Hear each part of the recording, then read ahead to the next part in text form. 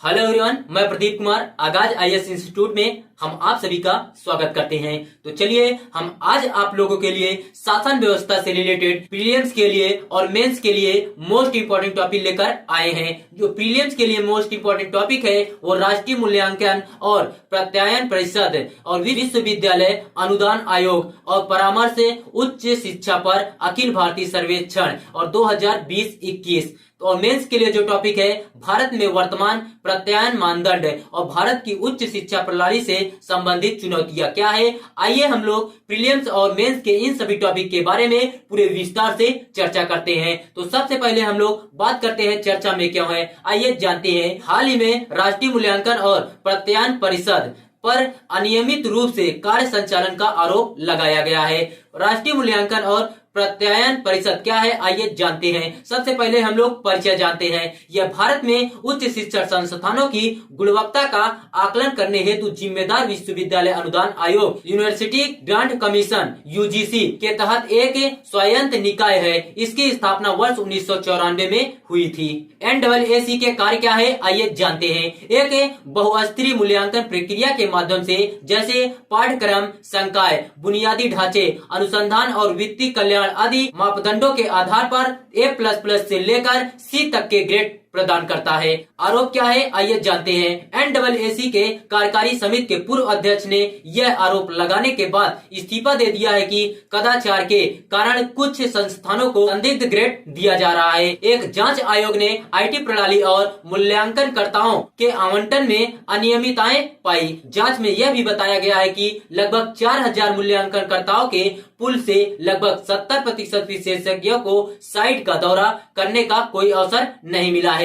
जनवरी 2023 तक उच्च शिक्षा पर अखिल भारतीय सर्वेक्षण 2020-21 में 1113 विश्वविद्यालयों और 43,796 कॉलेजों में से केवल 418 विश्वविद्यालय तथा 9,062 कॉलेज NAAC से मान्यता प्राप्त थे।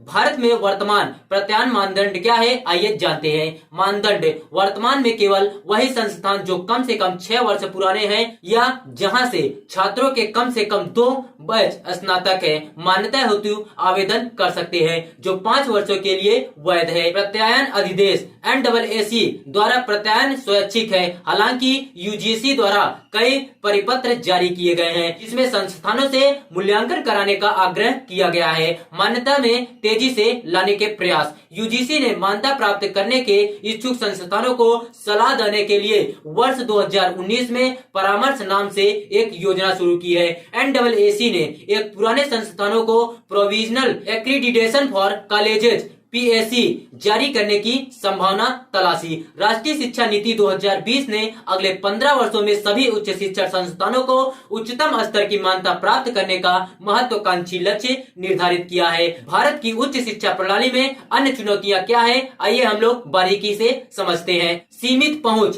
उच्च शिक्षा तक पहुंच बढ़ाने के प्रयासों के बावजूद सीमांत समुदायों के कई छात्र अभी भी प्रवेश की बाधाओं का सामना करते हैं, जिसमें वित्तीय बाधाएं और शैक्षिक अवसरों की कमी शामिल है। विशेष रूप से दिव्यांग श्रेणी के छात्रों की संख्या 2019-20 के 92,831 से घटकर 2020-21 में 79,035 हो गई है। लैंगिक असमानता। महिलाओं को भारत में उच्च शिक्षा प्राप्त करने के लिए सामाजिक और सांस्कृतिक पूर्वाग्रहों एवं समर्थन प्रणालियों की कमी सहित अनेक बाधाओं का सामना करना पड़ रहा है। उच्च शिक्षा पर अखिल भारतीय सर्वेक्षण 2020-21 में उच्च शिक्षा कार्यक्रमों में महिला नामांकन कुल नामांकन का 49% था। रोजगार के मुद्दे। बड़ी संख्या में स्नातक होने के बावजूद भारत में कई छात्र व्यवहारिक कौशल और उद्योग संबंधित शिक्षा की कमी के कारण रोजगार पाने के लिए संघर्ष करते हैं। इसके अतिरिक्त भारतीय अनुसंधान उत्पादन के मामले में कई अन्य देशों से